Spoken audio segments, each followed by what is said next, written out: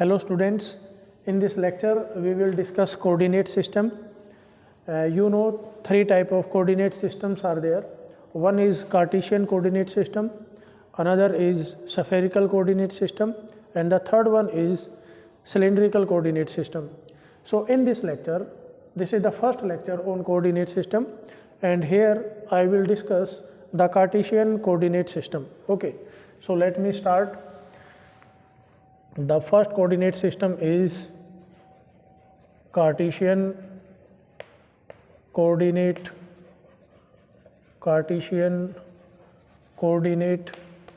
system. Okay, so in Cartesian coordinate system, in all coordinate systems we will discuss some basic things, and I am writing them here. These will be common in all.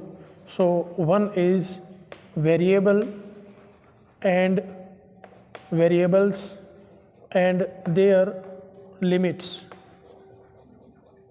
Okay, then we will discuss what will be the direction of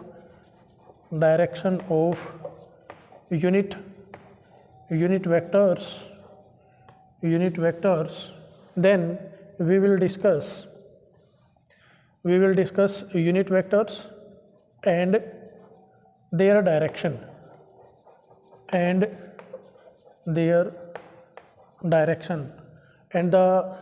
then we will discuss length elements, how you will write length elements. Okay, and then we will discuss in between this their direction and shape is very important. And then we will come to area elements, and here also we will discuss the direction of area element and the shape. Okay, and then finally we will come to volume element. So here we will discuss the shape. Okay, so direction we will avoid here, and why we will discuss in the lecture. So firstly I am starting with variable and their limits. So in Cartesian coordinates we have three variables. One is x, another is y, and then we have z. And these variables are measured along three mutually perpendicular directions, that is x-axis, y-axis, and z-axis. So I am making here a coordinate system in which we have x-axis, y-axis, and z-axis. One more thing I want to discuss here is the coordinate system can be right-handed, it can be right-handed and left-handed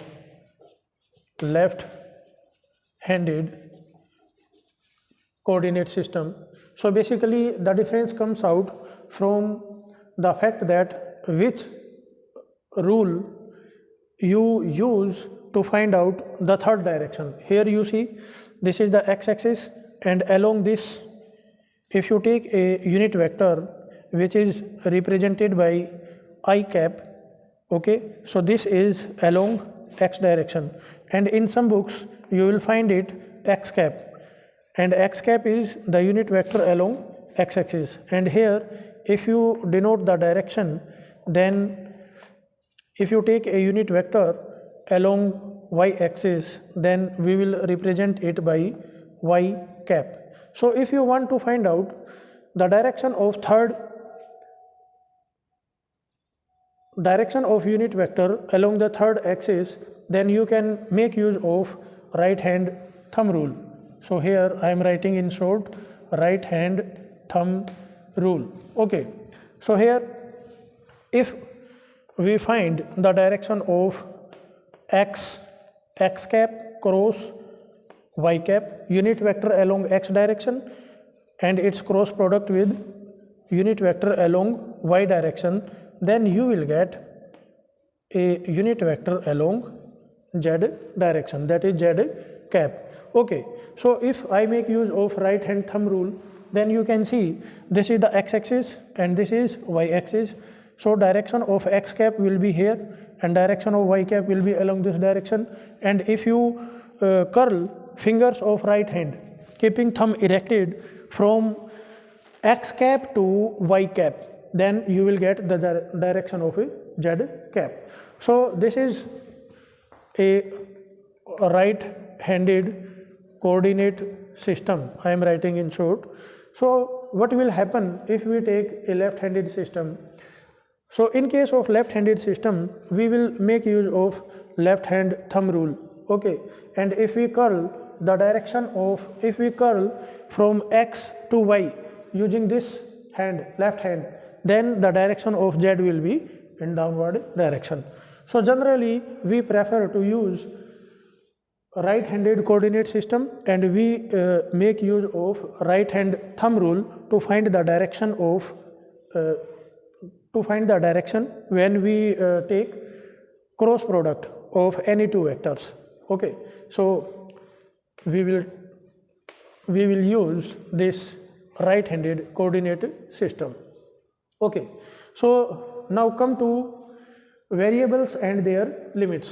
So here you can see, if we measure any length element along x direction, you see this is the origin, this is the reference point, and from this reference point along the positive x direction there will be plus x coordinates, and after this 0 there will be negative x coordinate. And what will be the limits of these plus x and minus x? So if you move in backward direction of 0, if you move in backside of the reference point or the origin, then its limit will be minus infinity, and in the positive direction it will be plus infinity. In the same way, you can take idea of limits of y coordinate along y axis. Its limit will be from minus infinity to plus infinity. In the same way, the limit of z coordinate will be from minus infinity to plus infinity. So first and foremost thing is the limits. So here we have one variable is x, and the limit of x is from minus infinity to plus infinity. Okay, or I can write it the limit of x, y and z, all coordinates will vary from minus infinity to plus infinity. So one thing we have discussed, that is variable. So here variable are x, y, z, and their limits are from minus infinity to plus infinity. Now we have discussed the unit vectors and their direction. Here we have three axes x, y, z which are mutually perpendicular to each other, and their unit vectors are x cap, y cap and z cap. So z cap will be along z axis. Okay, and unit vector is of magnitude unity. Okay, so here I will write it, magnitude of x cap, that is equal to magnitude of y cap, magnitude of z cap, because all are unit vectors, so their magnitude will be unity and direction will be along their own axis. Now come to the length elements. We are to discuss their shape and direction. Shape is very important in coordinate system, and direction. And now if we take a point here in this coordinate system, if we take, let me clear this space. Suppose here we have a point P, okay, and another point is Q, and its coordinate are x, y and z, and the coordinate of this Q are x plus dx, y plus dy and z plus dz, then we take a length element, okay, and this length element from P to Q, vector P to Q, this can be represented by dl. Okay, now we are to see how we can write this vector L. So vector dl, this can be written as dlx, okay, and its direction is x cap, okay, then plus dly into y cap, and then the component of this length element dl along z direction, that is dlz and z cap. Okay, so this is how you can write the length element into its component along x direction, y direction and z direction. Now we are to think of this dlx.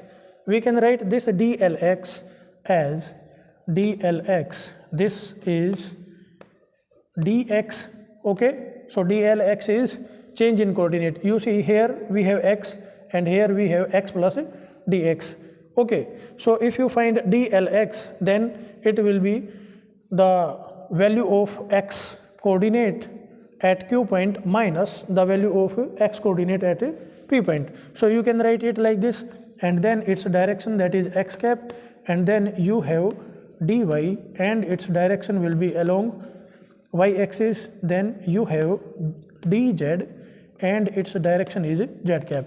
So I have written the value of dlx, dly and dlz. Now why we are doing this? Because these things will help us to find out one more thing. Firstly, I will tell you that this is the length element. Now we are to find its shape.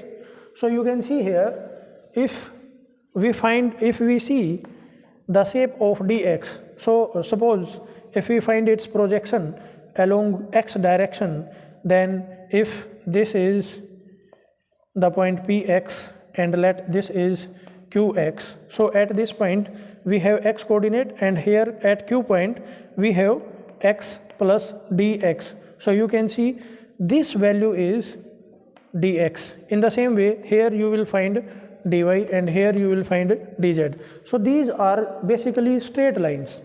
So if you talk of shape, then in Cartesian coordinate system, the length elements will be straight line, okay, and their components will also be straight line along their own axis. So dx, dy, dz, these are straight line, okay. So their resultant, that is dl, it will also be a straight line. So let me tell you about, suppose you have this is dx, okay, and it's perpendicular. Let this is dy, okay, and along the third direction you are to show dz, okay. Then how you will find it? Then you can do this.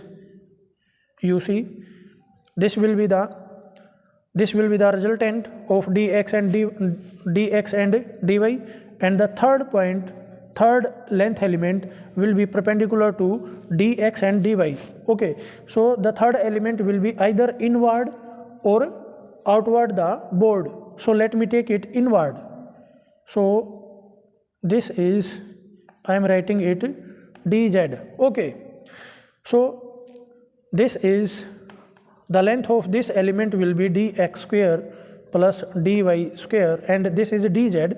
So the resultant will be dx square, dy square and dz square. So these all elements are mutually perpendicular to each other. You can take this idea from the corners in your room, okay, simply. So now we are to find the area elements. Now we are to think of area, how we can find the area. Okay, let me clear the space and summarize things what we have discussed till now. So till now we have seen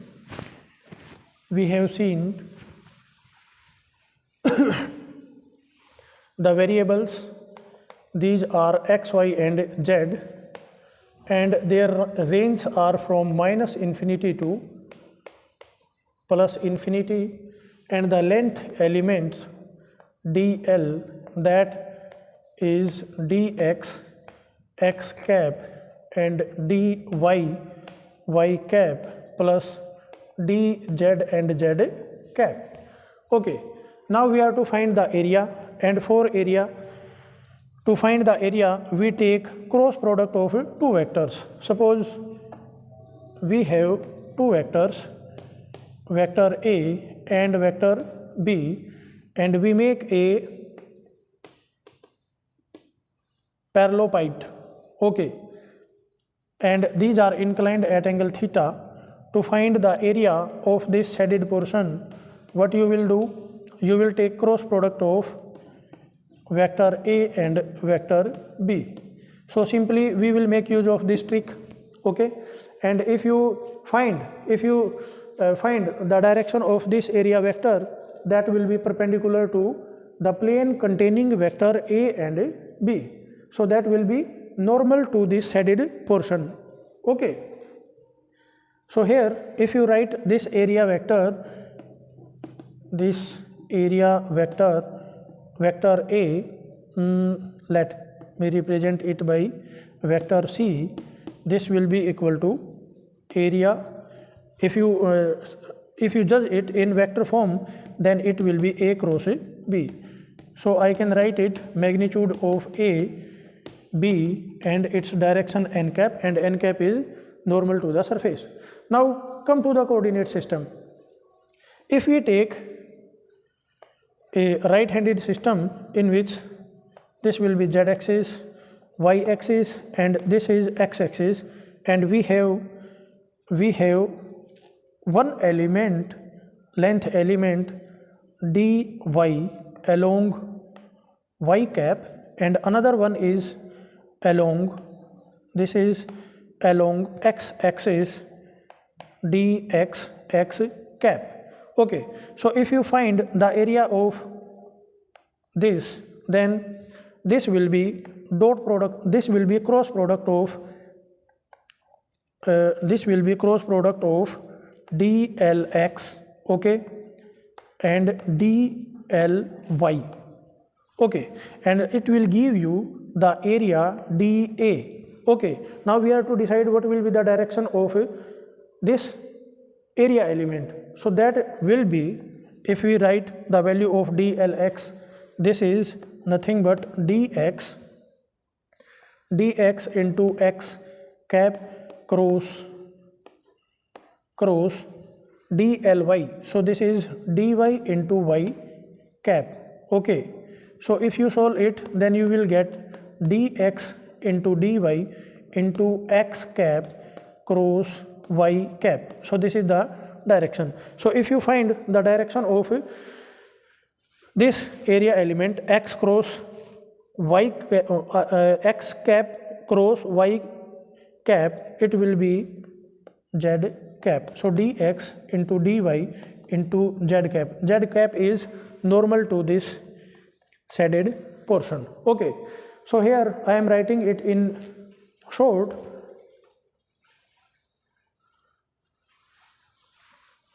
So the area element dA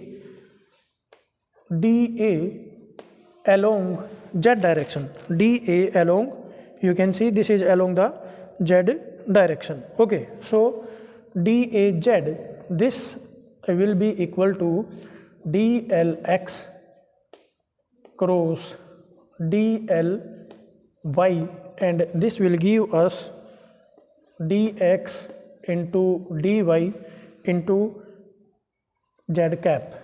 Okay, in the same way, if we find the area, if we take two elements in yz plane, so here let me take, this is a vector, this is a length element, component of the length element along y direction, and this is another dy z cap, then if you find this area element, then the area of this shaded portion will be, now see what will be the direction. The direction of this will be along x axis, because the perpendicular axis to y and z, that is x.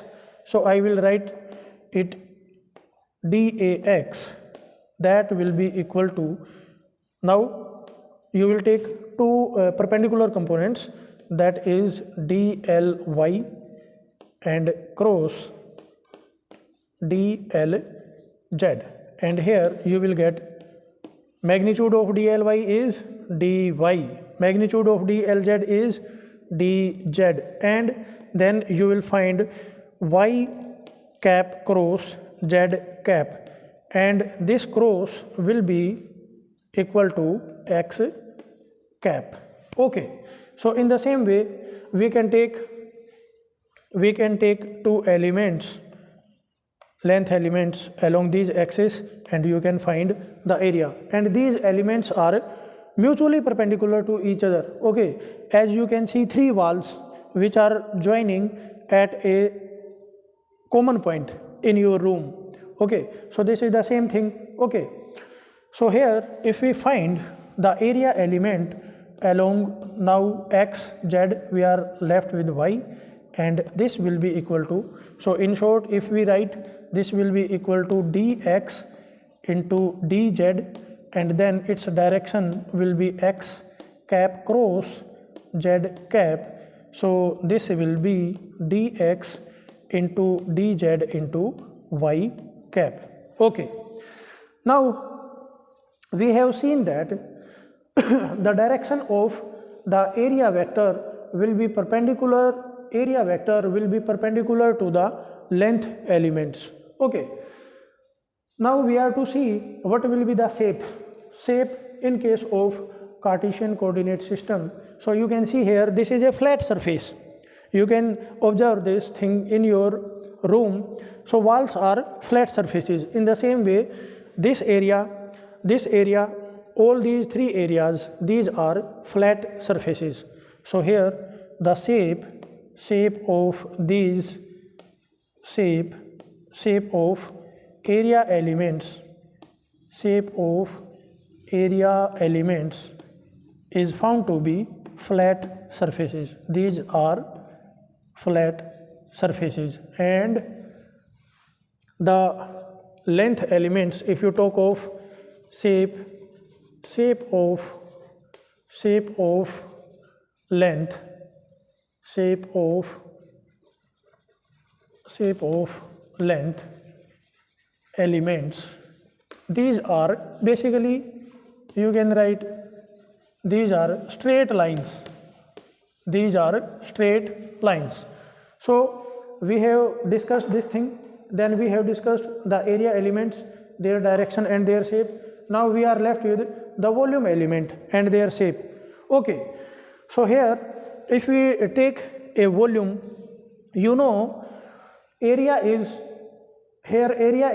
a two-dimensional surface, and the volume, for volume you need third length element. So if we take here another length element, okay, and let me take it dz, this is of length dz, and if you complete this volume element, it will look like this. Let me make it clearly. So firstly, this is the surface area, which is made up of two sides, one is dx and another is dy, and this is the third dimension, that is dz. So this is how you can complete this volume element, which is made up of three length elements, that is dx, dy and dz. Now you are to think of how you can find the volume of any region is given by the scalar triple product. Okay, so let me clear the space and find the volume. So here the volume